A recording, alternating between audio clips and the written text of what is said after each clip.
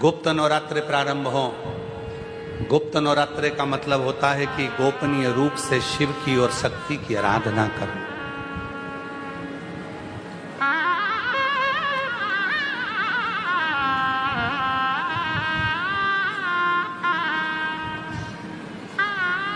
गोपनीय रूप से शिव और शक्ति की आराधना करो।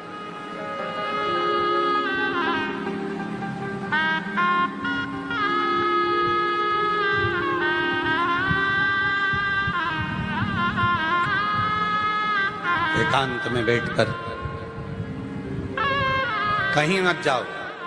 तुम्हारा मन करे गुप्त नवरात्रि में 24 घंटे में से अगर 5 मिनट निकाल लो और 5 मिनट बैठकर कुछ मत करो। अपने हाथ में भी अगर एक गुप्त रुपया, कोई सिक्का, 1, 2, 5, 10 जो भी सिक्का तुम्हारे पास में हो, चांदी का हो या 1 रुपया का हो या सोने का हो या हीरे का हो, जो भी हो तुम्हारी मर्जी, या अपना ये रुपया जो आप लोग आरती में चढ़ाती हो, कोई सा भी 1 रुपया अपने हाथ में रखकर बेलपत्र के साथ अगर प्रतिदिन शिव के मंत्र का जाप करती हो और मां आदिशक्ति के नाम का एक दीपक शिव के मंदिर में अगर लगा देती हो या देवी के मंदिर में शिव के नाम का दीपक लगा देती हो और वो रुपया, वो बेलपत्र 9 दिन तक अपने हाथ में रोज रखना है। 5 मिनट रखो, 2 मिनट रखो और उस रुपए और बेलपत्र को अपने पास रखो। 9वां दिन पूर्ण हो, बेलपत्र शिव को समर्पित कर दो और वो रुपया शिव जी को स्पर्श कराकर वापिस अपने हाथ में लेकर अपनी अलमारी में या तिजोरी में रखो। वो गोपनीय गुप्त नवरात्रि आपकी जीवन में ऐसी संपदा देता है कि जीवन में वैभव की कमी नहीं। शिव और शक्ति, इन दोनों की साधना, उन दोनों की साधना। गुप्त नवरात्रि ये नहीं कर सकते तो अब आप देखेंगे नवरात्रि में कोई पांव में चप्पल नहीं पहनेगा। बोलो बोलो, सही है कि गलत है? कई लोग 9 दिन तक नियम लेंगे, हम पांव में चप्पल नहीं पहनेंगे। कोई लोग नियम लेंगे कि हम 9 दिन तक भोजन नहीं करेंगे, हम अन्न का त्याग करते हैं। कोई 9 दिन तक नियम रखेगा, मैं लौंग पर व्रत रखूंगा 9 दिन। कोई व्रत रखेगा, मैं 9 दिन तक केवल 1 गिलास दूध पर व्रत करूंगा। कोई लोग व्रत करेंगे कि मैं 9 दिन तक गलत चीजों का त्याग कर दूंगा। कोई नियम लेंगे कि 9 दिन तक मैं पैदल चलकर माता रानी के मंदिर तक, देवी के मंदिर तक जाऊंगा। कितने दिन? जम के बोलो जरा, 9 दिन। और जो बाकी के दिन है वो केवल 9 दिन। बाकी के दिन क्या, वैसे ही जाने दो। शिव महापुराण की कथा कहती है ये 9 दिन तुम चप्पल पहनो मत पहनो, 9 दिन तुम माता के दरवाजे जाओ मत जाओ, 9 दिन तुम उपास रखो ना रखो, 9 दिन तुम अन्न त्यागो ना त्यागो। और शिव महापुराण की कथा कहती है, मां आद्य शक्ति के चरित्र का वर्णन करते हुए कहती है कि 9 दिन तुम्हारे प्रत्येक दिन तुम एक संकल्प ऐसा ले कि मैं अपने सामने, अपने क्षेत्र में, अपने मोहल्ले में, अपनी कॉलोनी में, अपनी सोसाइटी में किसी छोटी बच्ची के साथ कभी कोई गलत कृत्य नहीं होने दूंगा। 9 दिन में दूसरा नियम लो, हमारे मोहल्ले में, हमारे क्षेत्र में, हमारी कॉलोनी में, हमारी सोसाइटी में मैं कभी अपनी सोसाइटी में, अपनी कॉलोनी में, अपने क्षेत्र में कोई गलत व्यसन नहीं होने दूंगा। तीसरे दिन फिर नियम लो, मैं अपने क्षेत्र की बेटियों के प्रति, अपने क्षेत्र की बेटियों को, अपने क्षेत्र की छोटी छोटी बेटियों को, बेटियों के लिए मैं स्वयं आगे बढ़कर उनको शस्त्र की, तलवार की, शस्त्र की विद्या प्रदान करूंगा। चौथे दिन नियम लो, मैं माता रानी के चौथे दिन नियम लेता हूं कि मैं अपनी नवरात्रि में, इस नवरात्रि में चौथे दिन का नियम धारण करता हूं कि मैं अपने क्षेत्र की बेटियों को शास्त्र की विद्या दूंगा, गीता की विद्या दूंगा, रामायण की विद्या दूंगा। 5वें दिन का नियम लो। मैं 5वें दिन का नियम लेता हूं कि मेरे क्षेत्र की बहन बेटियों के लिए, मैं 5वें दिन का नियम लेता हूं कि मेरे क्षेत्र की बहन बेटियां अगर आधी रात को भी कहीं जा रही हैं, हॉस्पिटल जा रही हैं, कहीं किसी कार्य से जा रही हैं, रिश्तेदार के यहां जा रही हैं, मेरे क्षेत्र में उनको भय उत्पन्न नहीं होगा, मेरा बल इतना प्रबल रहेगा। 7वें दिन नवरात्रि में नियम ले लो कि मेरे अपने क्षेत्र में जितने छोटे बच्चे हैं, जितनी छोटी बेटियां हैं, जितने छोटे बच्चे हैं, इन छोटे बच्चों को मैं संस्कारों से जोड़ूंगा। 8वें दिन का नियम ले लो कि मेरे क्षेत्र की बहन बेटियों को, मेरे क्षेत्र की बेटियों को अगर जीवन में थोड़ा सा भी दुख आएगा तो उनके लिए ये भाई जैसे बेटा जैसा खड़ा के खड़ा ही रहेगा। 9वें दिन का नियम ले लो कि मेरे क्षेत्र की बहन बेटियों को कोई आंख उठाकर ना देखे, ये 9वें दिन का नियम है। चप्पल छोड़ने से नियम नहीं होता, अन्न छोड़ देने से नियम नहीं होता, वस्त्र छोड़ देने से नियम नहीं होता, आभूषण छोड़ देने से नियम नहीं होता। अपने भीतर माता रानी के 9 दिन तक 9 संकल्प अपने भीतर धारण करो। जब 9 संकल्प हमारे भीतर धारण होंगे तो हमारा नवरात्रा एक दिन का नहीं, हमारा नवरात्रा पूरे साल का होगा। केवल 9 दिन के लिए मैं चप्पल छोड़ दूंगा, केवल 9 दिन के लिए मैं अन्न छोड़ दूंगा, केवल 9 दिन के लिए मैं 1 गिलास दूध पर नवरात्र करूंगा, मैं 9 दिन तक लौंग खाकर व्रत करूंगा। 9 दिन तुम्हारे भीतर संकल्प होना चाहिए। मेरे क्षेत्र की कोई महिला के गर्भ में अगर कन्या जन्म ले रही है तो भ्रूण हत्या नहीं होने दूंगा, उस कन्या का जन्म होना चाहिए।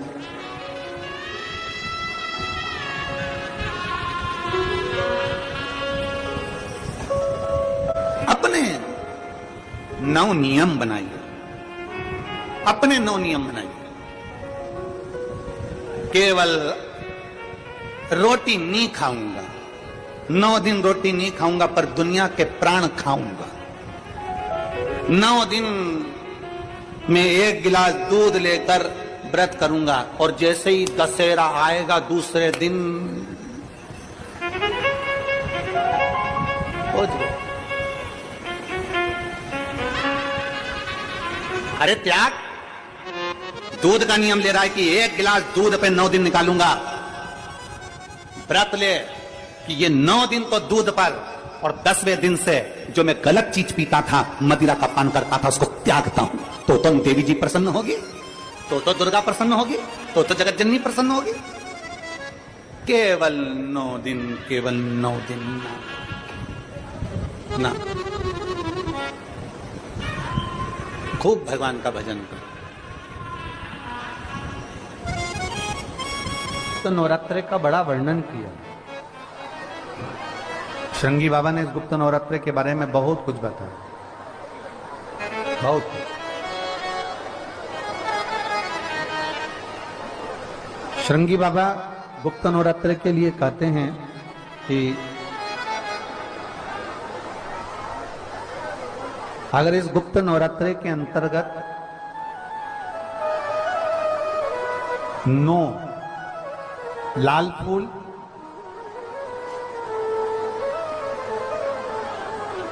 और 5 श्वेत पुष्प, ये दोनों लोग कहते हैं गुप्त नवरात्रे में हम देवी की आराधना करें, गुप्त नवरात्रे में हम भगवान की आराधना करें, पर शिव महापुराण की कथा कर रही है, भगवान शंकर का चरित्र कथा है। अगर आपने देवी भागवत का स्मरण किया हो, या भगवान शिव की एक पवित्र आनंदमय कथा स्कंद पुराण के काशी खंड में अगर सुनी हो, या उसमें भी नहीं पढ़ पाए हो, तो शृंगी ऋषि के चरित्र में आता है। शृंगी बाबा ने वर्णन किया है कि किसी भी स्थान पर,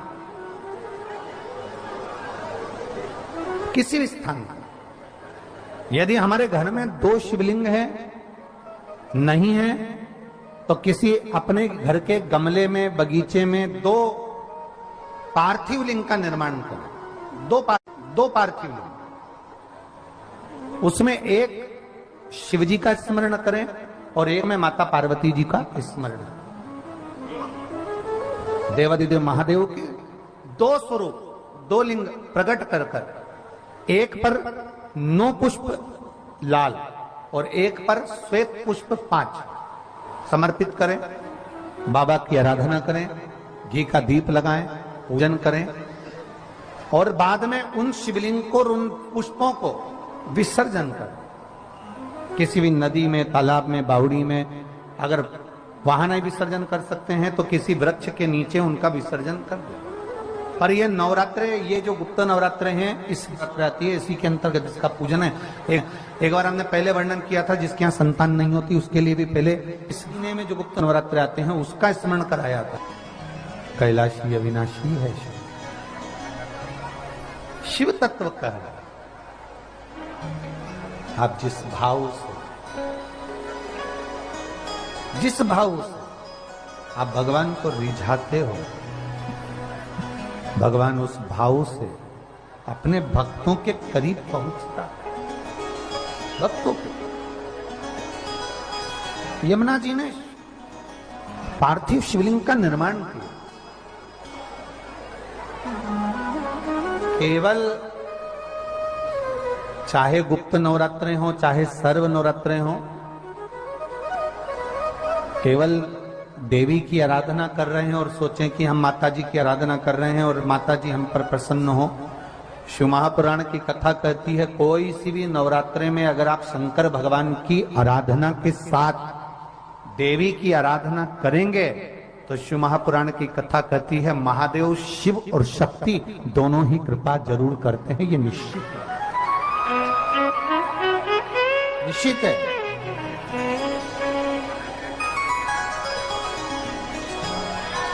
केवल एक शिव की आराधना कर लेना या शक्ति की आराधना कर लेना, हम शिव और शक्ति की दोनों की आराधना एक साथ करते,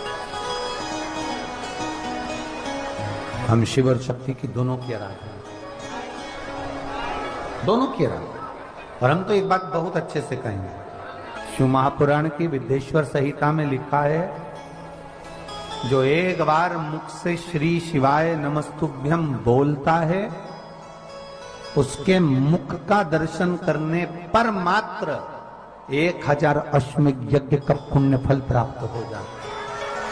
केवल श्री शिवाय नमस्तुभ्यम बोलने वाले के मुख का दर्शन मात्र कर लेने से ये फल की प्राप्ति हो। दिन भी मुंह का लग जाए, कभी नवरात्रे पड़े, चाहे गुप्त नवरात्रे हो चाहे संपूर्ण विश्व को ज्ञात चैत्री और कुमार के नवरात्रे हो, हर नवरात्रे में आप एक विशेष ध्यान रखें प्रत्येक नवरात्रे में कि हमें शंकर भगवान के शिवलिंग की पूजन करना। और एक और बात समझ लें, 2 शिवलिंग का निर्माण नहीं भी कर सकते हैं तो एक शिवलिंग का निर्माण करें और उस शिवलिंग के पास में ही एक छोटा सा मिट्टी का ढेला रखकर मां जगत जननी जगदम्बा का भी पूजन कर सकते। आपको नहीं बनाना 2 शिवलिंग, तो एक शिवलिंग एक मिट्टी का थोड़ा सा। ऐसा नहीं है कि मेरी माता दुर्गा भवानी पिंडी के रूप में नहीं पूजाती है। अगर मेरी माता पिंडी के रूप में नहीं पूजाती तो वैष्णो देवी में 3 पिंडियां विराजमान नहीं हो पाती। जितने जितने शक्तिपीठ हैं, आप प्रत्येक शक्तिपीठ में दर्शन करने के लिए जाएंगे तो वहां पर भी आपको पिंडी का दर्शन होता ही है। प्रत्येक शक्तिपीठ, ऐसा नहीं कि मेरी मां पिंडी के रूप में पूजाती नहीं है, वो भी पूजाती है। आप जिस भाव से भजेंगे, जैसे हम कहते हैं हमारे शहर में, हमारे सीहोर नगर में कुबेरेश्वर धाम कंकर शंकर की भूमि है, मतलब वहां जो गया है वो कंकर शंकर की आराधना करने के लिए गया है, कंकर शंकर की पूजन करने के लिए गया है। महीने भर में एक दिन ऐसा बनाओ, अगर मेरा भोलेनाथ तुम्हारी नहीं सुन रहा है तो 1 लोटा जल, 1 दुर्वा और 1 बेलपत्र, ये 3 चीजें लेकर, क्या क्या ले जाना है जम के बोलो जरा। 1 लोटा जल, 1 जम के दुर्वा और 1 बेलपत्र, 3 चीजें लेकर, और 3 चीजों को सबसे पहले जो लोटा भर के जल लेकर गए हो वो गणेश जी का स्थान जानते हो ना सब लोग, अशोक सुंदरी के पास में जो गणेश जी का स्थान है, जैसे ये जलाधारी है, ये शिवलिंग है, बीच में अशोक सुंदरी है, ये गणेश जी का, थोड़ा रिटर्न बढ़ाओ बेटा, ये गणेश जी का स्थान है, ये षडानंद कार्तिकेय का स्थान है। समझना जरा अच्छे से समझ लीजिएगा। शिवलिंग, जलाधारी, अशोक सुंदरी, गणेश जी, कार्तिकेय। एक लोटा जल जब चढ़ाओ तो पहले गणेश जी का स्थान, फिर कटी भाग, फिर शिवलिंग। समझ में आ गया?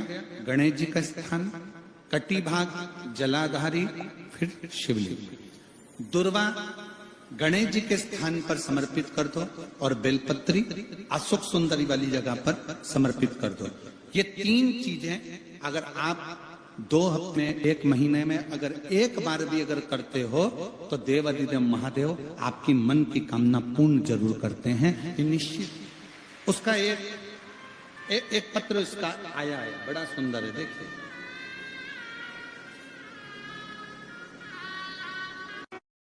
विश्व के सबसे बड़े मंदिर शनि शिंगणा।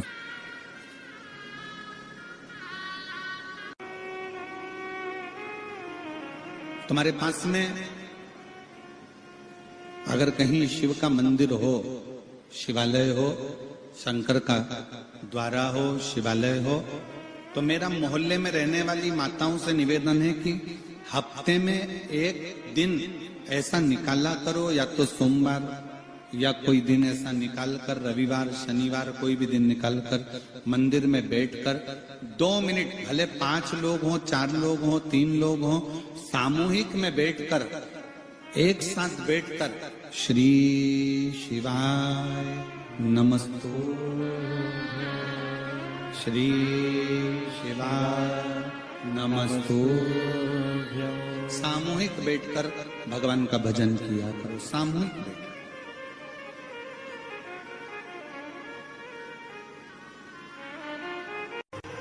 पार्वती जी ने व्रत किया, माता पार्वती के सारे व्रत जब पूर्ण हो गए, माता पार्वती जी के सारे व्रत जब पूर्ण हो जाते हैं और व्रत पूर्ण होने पर उद्यापन करने के लिए सनकादि ऋषियों को बुलाया है।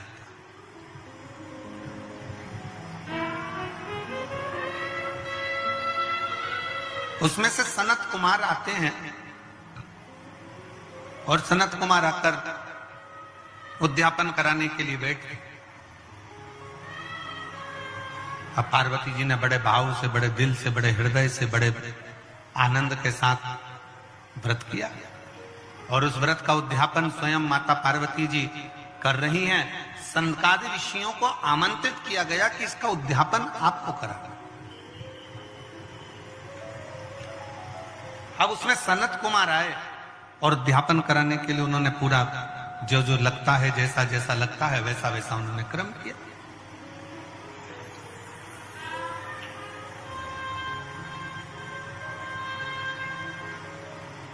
सनत कुमारों ने जैसे ही उद्यापन कराने के लिए बैठे और सनत कुमारों ने कहा कि माता आप व्रत तो करी हो, मना नहीं है, आप उद्यापन भी कर रही हो, मना नहीं है, पर एक बात है मां, इस उद्यापन की दक्षिणा आपको देना पड़ेगा।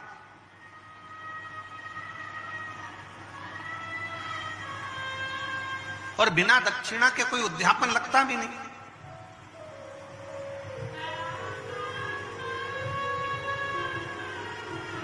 अब जैसे पशुपतिनाथ का व्रत किस किसने किया, जरा हाथ उठाओ तो जरा। सबने करा है? रखो। पशुपतिनाथ का व्रत कितने सोमवार का होता है? जम के बोलो जरा। 5। कितने दिए लगते हैं? 6 दिए। मंदिर में कितने लगते हैं? 5। अपने दरवाजे पर 1। प्रसाद के कितने हिस्से होते हैं? 3। मंदिर में कितने रखाते हैं? 2। एक हिस्सा अपने को स्वयं खाना।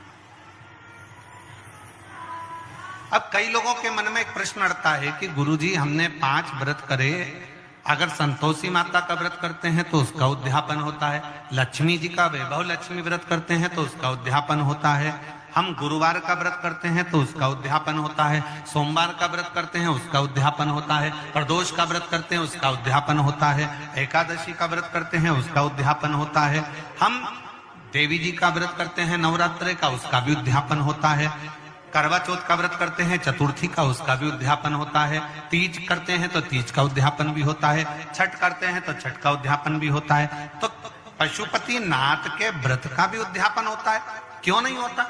जब एक व्रत आप चालू करते हो और पांचवा व्रत जब आपका पूर्ण होता है, तब पांचवें व्रत पर जब आप श्रीफल, भेंट और 108 चावल के दाने या बेलपत्री या फूल की पंखड़ी या कुछ भी सामग्री, मूंग आदि कुछ भी शंकर जी को जो आप समर्पित करते हो, 108 चावल के दाने, 108 पत्तियां, वो एक साथ नहीं चढ़ाए जाते। आप सबके स्मरण में रहे कि जैसे फूल की पंखड़ियां हैं तो वो एक एक कर कर देवाधिदेव महादेव को समर्पित की जाती है। श्री शिवाय नमस्तुभ्यम, श्री शिवाय नमस्तुभ्यम, श्री शिवाय नमस्तुभ्यम, श्री शिवाय नमस्तुभ्यम, श्री शिवाय नमस्तुभ्यम, श्री शिवाय नमस्तुभ्यम, या नमः शिवाय, नमः शिवाय, नमः शिवाय, नमः शिवाय। पुरुष है तो ओम नमः शिवाय, ओम नमः शिवाय, ओम नमः शिवाय, ओम नमः शिवाय। जिस मंत्र का आप उच्चारण कर रहे हैं, जिस भाव से आप मंत्र का उच्चारण कर कर 108 चावल के दाने या बेलपत्र या पुष्प जो भी समर्पित कर रहे हैं श्रीफल के साथ में, ये जानकर करें कि वो शंकर जी के पशुपति नाथ व्रत का उद्यापन है। और उस उद्यापन को आप 108 बार भगवान का नाम जाप कर कर भगवान को जो समर्पित कर रहे हैं, उससे शिव को प्रसन्न कर। अब कहा पार्वती जी ने जैसे व्रत करा और सनकादि ऋषियों से कहा कि आप इसका उद्यापन कराओ, सनकादि ऋषियों से कहा कि आप इसका उद्यापन कराओ, सनत कुमारों ने कहा कि इसका दक्षिणा लगेगी। अब आप जब पशुपति नाथ का व्रत पूर्ण कर लेते हो तो दक्षिणा भी लगती है।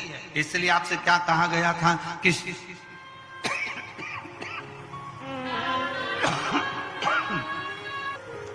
जैसा बन सके, जैसा आप रख सके, जैसा आप दे सके, उसे आपसे जो बने वो दक्षिणा उस श्रीफल के साथ रखें। और 108 चावल का दाना, मूंग का दाना या बेलपत्र या पत्ती या पुष्प या जो भी सामग्री आप समर्पित कर रहे हैं, वो आप समर्पित करते जाएं, शिव की आराधना करते जाएं, विनय करते जाएं, निवेदन करते जाएं, अर्चना करते जाएं, विनती करें शिव जी से, निवेदन करें शिव जी से।